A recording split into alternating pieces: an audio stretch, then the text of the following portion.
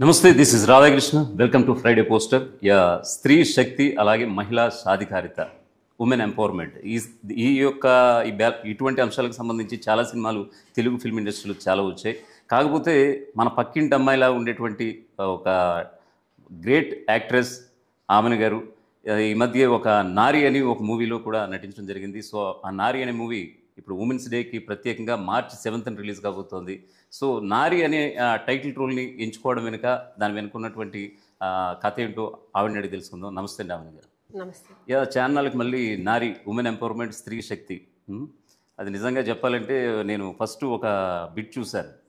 Teacher, నేను మగాళ్ళ మారిపోతాను teacher అని. నిజంగా హృదయం ద్రవించిపోయేంత డైలాగ్ అది నిజంగా. ఎలా ఉందని మొత్తం మీరు ఫస్ట్ నుంచి లాస్ట్ వరకు ఉండే, అంటే షూటింగ్ టైంలో ఉంటారు కదా, ఈ స్టోరీ మీకు చెప్పినప్పుడు ఎవరు మన సూర్య వంటిపల్లి గారు, మన డైరెక్టర్ గారు చెప్పినప్పుడు ఆ స్టోరీ చెప్పినట్టుగా యాజ్ ఇట్ ఈస్గా తెరకెక్కింద ఎలా ఉంది అంటే మీరు ఆల్రెడీ స్టోరీ అయితే చాలా ఇన్స్పైర్ అయ్యానండి. స్టోరీ అయితే డౌటే లేదండి, మంచి స్టోరీ అది. ఓకే. సో జనాలకి కనెక్ట్ అయ్యే కంటెంట్ ఉన్న స్టోరీ ఇది. ఓకే. అలాగే మంచి మెసేజ్ కూడా ఉంటుంది ఇందులో. ఈవెన్ కమర్షియల్ మూవీనే, డాక్యుమెంటరీ మూవీ కాదు, బట్ జనాలు ఎంటర్టైన్మెంట్ చేసే మూవీనే. సో సో అక్కడ నాకు నచ్చింది. పైగా ఎస్పెషల్ నా క్యారెక్టర్ చాలా నచ్చింది. మీరు ఆల్రెడీ ఇప్పటికి ఎన్నో చాలా సినిమాలు చేస్తున్నారు. ఆల్రెడీ ఉమెన్ ఎంపవర్మెంట్కి సంబంధించి చాలా సినిమాలు కూడా చేస్తున్నారు. ఈ కథలో ఏం కంటెంట్ మీకు బాగా నచ్చింది? అంటే రివీల్ చేయకూడదని అంటే నేను చెప్పలేదు, బట్ అదే రివీల్ చేస్తే మళ్ళీ మీరు అందరూ చూడాలి కాబట్టి జనాలకి, అంటే ఇప్పుడు జరుగుతున్న రియాలిటీ మనకి ఏంటి ఉంది, అమ్మాయిలకి, ఆడవాళ్ళకి, ఎస్పెషల్లీ వాళ్ళకి జరుగుతున్న అన్యాయాల గురించి, మగవాళ్ళు ఎలా ఉండాలి, ఎలా ఉండకూడదు, సో ఇంట్లో కానీ బయట కానీ ఒక అక్కతో ఎలా ఉండాలి, చెల్లితో ఎలా ఉండాలి, పెళ్ళాంతో ఎలా ఉండాలి, వైఫ్తో ఎలా ఉండాలి, తల్లితో ఎలా ఉండాలి, సో అన్నీ ఈ సినిమాలో మనకు కనెక్ట్ అవుతాయి ఒక మగాడికి, లేడీస్కి అలాగే. సో ఈ సినిమా చూస్తే మీకు ఆ సన్నివేశాలు అవన్నీ తెలుస్తాయి. మనం చెప్తే బాగుంటుంది. ఖచ్చితంగా అండి. నారి అని టైటిల్ పెట్టారు. ఇది ఖచ్చితంగా కుటుంబ కథ చిత్రం అని అంటున్నారు. నారి అనే దాంట్లో మగాళ్ళు లేడు అక్కడ, కానీ మీ బ్యానర్ మాత్రం షీ ఫిల్మ్స్ అని ఉంది. అంటే స్త్రీకి ప్రత్యేకంగా ఉన్న సినిమా ఇది. షీ అనేది అది కూడా అందులో కూడా హీ ఉందండి. షీ అని షీ ఉన్నా అక్కడ హీ పక్కన ఉంది కదా, ఎప్పుడు షీ ఈ ఇద్దరు ఉంటేనే నడుస్తుంది. సో కానీ షీ అనేది ఒక పవర్ఫుల్, నారి అనేది ఒక శక్తి స్వరూపం. సో అందుకని ఈ టైటిల్ పెట్టారు డైరెక్టర్ గారు. సో నారి అనేది ఈ సినిమాకి యాప్ట్గా ఉంటుంది, ఎందుకంటే ఈ సినిమాలో మొత్తం కథ అలా ఉంటుంది. టైటిల్ రోల్ వచ్చింది కాబట్టి చేశారు ఈ మూవీ. కంటెంట్ నచ్చి చేశారు. కంటెంట్ నచ్చి చేశారు. సో మీరు తప్ప మిగతా వాళ్ళందరూ కూడా డిమ్ లైట్లు ఉన్నారు, మీరు మాత్రం ఫోకస్డ్గా ఖచ్చితంగా ఉంటారు. ఎందుకంటే 1990 పుతియా కాట్రు తమిళ ఫిల్మ్ మీరు స్టార్టింగ్ నుంచి చూసుకుంటే తమిళ సినిమా ఎలా తెలుసు? మీరు స్టార్టింగ్ అక్కడి నుంచే కదా మీ ప్రయాణం. అఫ్ కోర్స్ 90 జంబలగిడి పంప 1993 అనుకుంటా. ఓకే, ఇది పక్కన పెడితే మీ స్టార్టింగ్ 1993 అండి అది. సో అక్కడి నుంచి మీ 90స్లో వచ్చిన అమ్మాయి మీరు. సో మిమ్మల్ని చూస్తూ పెరిగాని చెప్పడంలో నాకు ఎలాంటి అతిశయోక్తి లేదు. సో డెఫినెట్గా మీరు ఎన్నో సినిమాలు, ఎన్నో కథలు విన్నారు. సో ఇటువంటి కథ ఎన్నో ఉమెన్ ఎంపవర్మెంట్కి సంబంధించి మీరు తమిళంలో చేశారు, కన్నడలో చేశారు, అలాగే తెలుగులో కూడా చేస్తూనే ఉన్నారు. నిజంగా మీకు చెప్పాలంటే ఆమెను గారు మన నెల్లూరు అమ్మాయి, మా పక్కింటి అమ్మాయి లాగానే మా పేరెంట్స్ చెప్పేవాళ్ళు. ఖచ్చితంగా అప్పటికి ఇప్పటికీ ఏమాత్రం క్యారెక్టర్లో కానీ, ఐ మీన్ ఒక తెలుగుంటే ఆడపడుచు ఎలా ఉంటారో అలా ఉన్నారు. కానీ మీకు ఎక్కడ ఈ నారి అనే మూవీకి సంబంధించి ఒక యాక్ట్రెస్గా అంటే మీకు ఉందండి అదే ఉమెన్ ఎంపవర్మెంట్, ఖచ్చితంగా మహిళా సాధికారిత మీద కావచ్చు, మహిళలపై జరుగుతున్న అన్యాయాలపై కావచ్చు, మీరు ఎప్పుడన్నా లోన భావోద్వేగం పడిన సందర్భాలు ఎప్పుడైనా ఉన్నాయా? ఉన్నాయండి. ఎటువంటి సంఘటనలు ఒకసారి చెప్తారా? టూ యంగ్గా ఉన్నప్పుడు, ఒక స్టూడెంట్గా ఉన్నప్పుడు, ఓకే, అక్కడ కొన్ని సన్నివేశాలు నేనే ఎదుర్కోవాల్సి వస్తుంది. చిన్న విషయాలు, బట్ అది రియల్ లైఫ్లో. సో ఒంటరిగా వెళ్ళినప్పుడు టీచ్ చేయడం, పిల్లలు వచ్చి మగ పిల్లలు, అప్పుడు మనం ఏమైనా మాట్లాడితే 10 మంది వచ్చి నన్ను బెదిరించడం, ఇలా చేసేస్తా అలా చేస్తా, నేను ఎత్తుకుపోతా ఇలా. అలాంటప్పుడు కోపం వచ్చేది నాకు, బట్ ఏం చేయలేము. వీళ్ళంతా ఏం చేయాలి, మగాల్ని ఎలా వీళ్ళు ఎదుర్కోవాలి, అని అనిపించేది. అలాంటప్పుడు ఈ సినిమా చూసినా నాకు అవన్నీ గుర్తుకొస్తాయి. సో మీరు కూడా ఎదుర్కొన్నారు. ప్రతి ఆడపిల్ల ఎదుర్కొంటుందండి. ఒక లో మిడిల్ క్లాస్ కానీ మిడిల్ క్లాస్ పిల్లలు అందరూ ఎదుర్కొంటారు. హై మిడిల్ క్లాస్ అంటే వాళ్ళు కార్ ఎక్కుతారు, కార్ దిగుతారు, వాళ్ళకి ఆ సేఫ్టీ ఉంటుంది. ఇక్కడ కార్ ఎక్కుతారు, డ్రైవర్ తీసుకెళ్ళి వదులుతాడు, అక్కడ కూడా సేఫ్టీ ఉంటుంది. డ్రైవర్ ఏం చేస్తాడో తెలియదు. ఇక్కడ మంచోడు వస్తే పర్వాలేదు, వాడు ఎలాంటి వాడు వస్తాడో తెలియదు. డ్రైవర్తో కూడా నమ్మి పంపించలేము పిల్లల్ని. సో అలాంటి సిచ్యుయేషన్ ఇప్పుడు మనకు ఎదుర్కొంటున్నాం మనం ఆడవాళ్ళు. కంటిపాపలా కాపాడాల్సిన కన్న తండ్రి కన్న కూతురు మీద అత్యాచారం చేస్తున్న ఇప్పుడు రోజులు ఇవి. అలాగే ఒక టీచర్ విద్యా పాఠాలు చెప్పాల్సిన టీచర్ కూడా కామంతో చూస్తున్న రోజు. సో ఇటువంటి టీచర్ అనే వాళ్ళు కూడా ఎలా ఉండాలని ఈ సినిమా చూస్తే తెలుస్తుంది.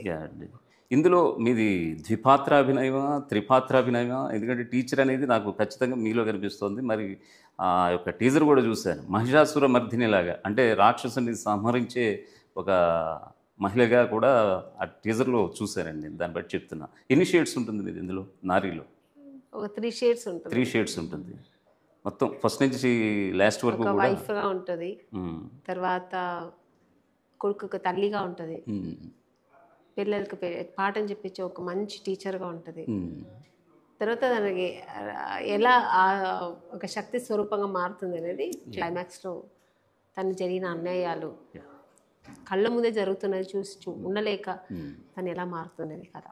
ఎప్పుడైనా మీ దగ్గరికి ఒక స్టోరీ చెప్పడానికి వచ్చినప్పుడు సదరు అతని ఎక్స్పీరియన్స్ ఏంటి, అతనికి ఉన్న సక్సెస్ రేట్ ఏంటి అనేది చూస్తారు. యాక్ట్రెస్ కావచ్చు, యాక్టర్ కావచ్చు. సూర్య వంటిపల్లి గారి విషయానికి వస్తే కనుక ఇప్పుడు మీకు మా అందరికీ తొలి పరిచయం ఆయన, మీకు ఆల్రెడీ సుపరిచితులు అయ్యి ఉండొచ్చు. సో ఆయన కంటెంట్ మీకు ఏ విధంగా నచ్చింది? చెప్పే స్టోరీ టెల్లింగ్ నచ్చింది, ఆయన చెప్పే విధానం నచ్చింది, కంటెంట్ కూడా నచ్చింది, నా కథ కూడా నచ్చింది, కంటెంట్ నచ్చింది, నా క్యారెక్టర్ కూడా నచ్చింది, అని చెప్పే విధానం నచ్చింది. తప్పకుండా చేస్తారు. ఇప్పుడు కొంతమంది చెప్పడంలోనే తెలిసిపోతుంది నేను చేస్తారా లేదని. కొంతమంది చెప్తారు, చెయ్యరు. కానీ నా డైరెక్షన్ ఫస్ట్ డేనే చూసాను నేను. ఆయన చేస్తానంటే ప్రొడ్యూసర్ శశి వంటపల్లి గారు కూడా, ఆవిడ కూడా ఇందులో చాలా ఇన్వాల్వ్మెంట్. అందుకని ఆవిడ కూడా ఒక మంచి ప్యాషన్ ఉంది ఆవిడకి సినిమా దీని పట్టుదల మీద. సో ఇద్దరు హస్బెండ్ అండ్ వైఫ్ ఇద్దరు కలిసే ఈ సినిమా వాళ్ళు చేశారు.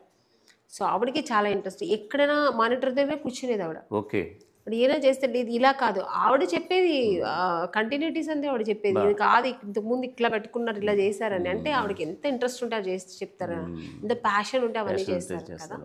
సో ఇద్దరు అంత ఇంట్రెస్ట్గా చేస్తారు. అక్కడే నాకు తెలిసింది. సో మంచిగా చేస్తారు, మంచి కొరియోగ్రాఫ్, మన కొరియోగ్రాఫ్ అంటాను, కెమెరామెన్ కూడా మంచి కెమెరామెన్ ఇచ్చారు, చాలా బాగా పిక్చరైజ్ చేశారు. సో ఈజీ అయింది వాళ్ళకి. నిజ జీవితంలో కొన్ని సంఘటనలు, అంటే అమ్మాయిల మీద కావచ్చు, ఆఖరికి మీ పైన కూడా ఎదుర్కొన్నటువంటి సంఘటనలు కూడా మీరు చూశారని అంటున్నారు. దాదాపుగా 90 నుంచి ఇప్పటివరకు చూసుకుంటే 35 నుంచి 40 సంవత్సరాలు ఈ తమిళ్ కావచ్చు, కన్నడ కావచ్చు, ఈ తెలుగు ఇండస్ట్రీలో కావచ్చు, ఎటువంటి సంఘటనలైనా ఎదురయ్యాయా? అంటే ఒక అమ్మాయిగా మీరు ఇక్కడికి వచ్చారు కదా, ఎలా క్యాస్టింగ్ వచ్చని అనొచ్చు. సో అటువంటిది కూడా ఇక్కడ ఉందంటారా? అంటే దానికి రిలేటెడ్ ఇవన్నీ కూడా అన్నీ రిలేటెడే. అన్నీ ఎదుర్కొన్నాను, అన్నీ ఎదుర్కొని ఈ స్టేజ్కి వచ్చాను. అంటే ఎక్కడ నా బలహీనతను నేను ఎక్కడ లొంగలేదు. నేను స్ట్రాంగ్గా ఉన్నాను, స్ట్రాంగ్. నేను ఎప్పుడు అలా స్ట్రాంగ్గా ఉన్నాను. ఈవెన్ స్టూడెంట్గా ఉన్నప్పుడు కూడా ఒక స్టేజ్కి వచ్చిన తర్వాత నేను వచ్చి మా మమ్మీ దగ్గర చెప్పాను. వాడు చాలా నన్ను వెళ్తూ వస్తుంటే నన్ను టీచ్ చేస్తున్నారు మమ్మీ, నేను వెళ్ళలేకపోతున్నాను. ఎందుకంటే మా నాన్నగారు కొంచెం ఆర్థోడాక్స్, ఆయన కొంచెం సాఫ్ట్ క్యారెక్టర్, ఆయన చాలా సాత్వికంగా ఉంటారు ఇంట్లో కూడా.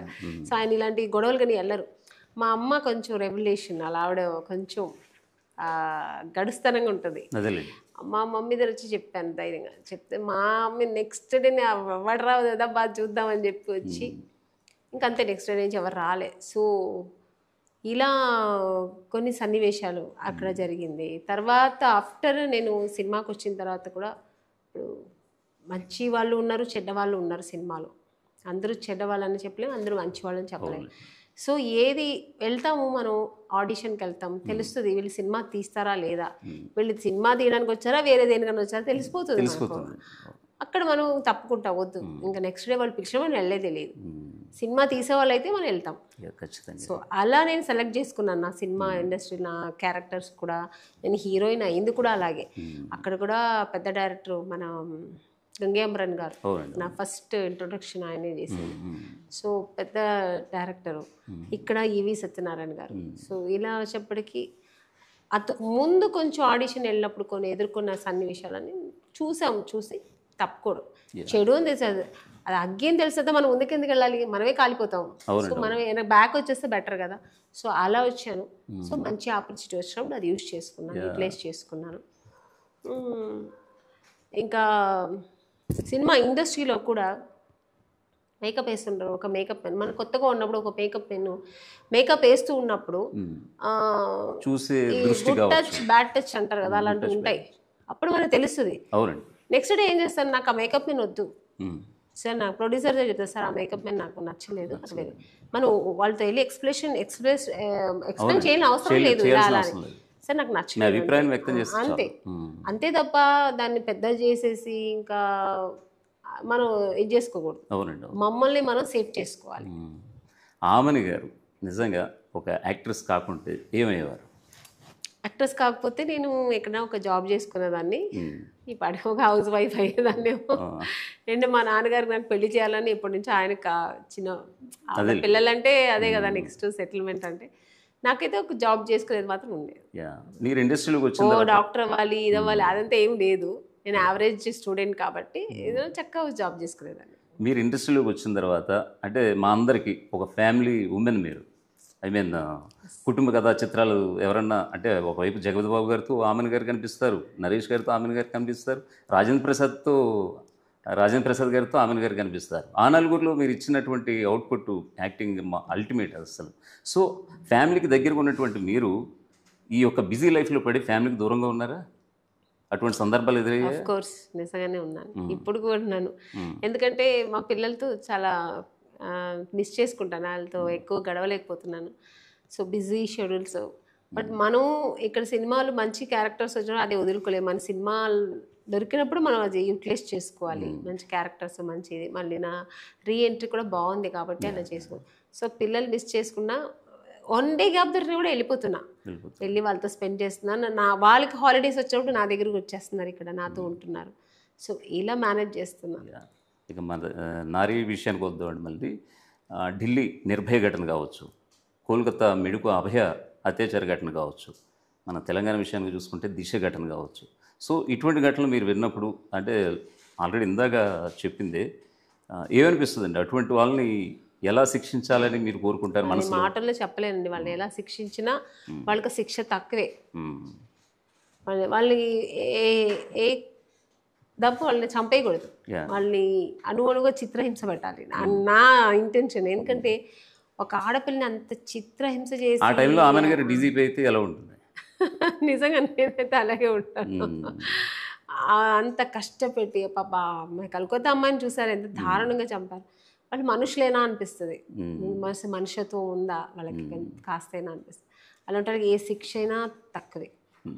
మేడం మరి ఒక విషయం, ఇక్కడ సింగర్స్ విషయానికి వస్తే అల్టిమేట్ రమణ గోగుల్ గారు కావచ్చు, ఆర్పి పట్నాయక్ కావచ్చు, సునీత ఉపద్రష్ట, చిన్మయి శ్రీపాద, శ్రీషోర్, ఇదంతా కూడా ఒక ఎసెట్ సినిమాకి. ఆల్రెడీ ఒక వీడి మగాడు ఎంటర్ బుజ్జి అనేది ఇంచుమించుగా 12 మిలియన్ వ్యూస్ వచ్చిందని కూడా అంటే అది చాలా మీనింగ్ ఉన్న, అది బాగుంటుంది. ఆ లిరిక్స్ అని వింటుంటే చాలా బాగుంటుంది. ఓకే.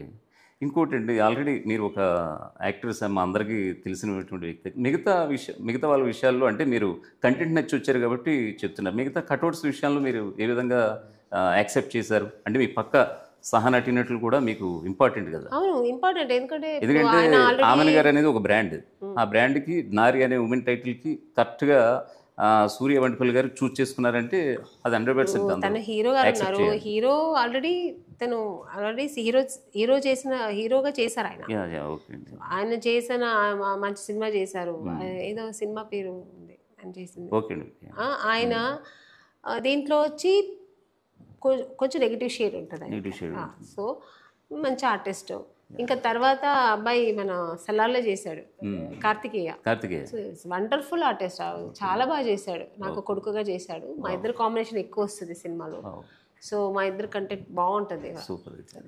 ఇంకా ఆ అమ్మాయి నిత్య, వండర్ఫుల్. ఆ అమ్మాయి యాక్టింగ్ అయితే అస్సలు ఈజీనెస్ పెద్ద పెద్ద డైలాగ్ అలా చెప్పేస్తుంది. సో అమ్మాయి కూడా మంచి ఆర్టిస్ట్. ఆ అమ్మాయి కూడా నాకు కాంబినేషన్ ఎక్కువ వచ్చింది. ఇంకా ఈ అమ్మాయి హీరోయిన్ అంటే తను నాకు తనకు కనెక్ట్ అవ్వదు, తనది వేరే ట్రాక్ అనమాట. సో సినిమా చూస్తే నీకు తెలుస్తుంది. సో ఆ అమ్మాయి చెప్తున్నట్టుగా టీచర్ మీరు కాదు, టీచర్ మీరైతే కాదు. ఎవరు? తను చెప్తున్నట్టుగా టీచర్లు నేను మగాళ్ళ మారిపోవాలన్న డైలాగు ఆ అమ్మాయిది అయితే, ఎదురుగా ఉన్న టీచర్ మీరైతే కాదు. ఇంకా ఫైనల్గా అండి, March 7th మీరు ఆల్రెడీ ఉమెన్స్ డేకి మీరు ఒక గిఫ్ట్ ఇవ్వబోతున్నారంట సినిమాకి వచ్చే వాళ్ళకి. ఏంటిది? March 7th సినిమా రిలీజ్ రోజున వచ్చిన వాళ్ళకి అంటే ఉమెన్స్ డే ఇద్దరు వెళ్తారంటే ఒకరికి టికెట్, ఇంకొకరికి ఫ్రీ అనమాట. అది గిఫ్ట్ అంటే ఉమెన్స్ డే సందర్భంగా మా నారి తరఫున అందరికీ ఒక గిఫ్ట్. అంటే అదే ఒక అంటే మా ఇంటెన్షన్ ఏంటంటే అందరూ సినిమాలు చూడాలి.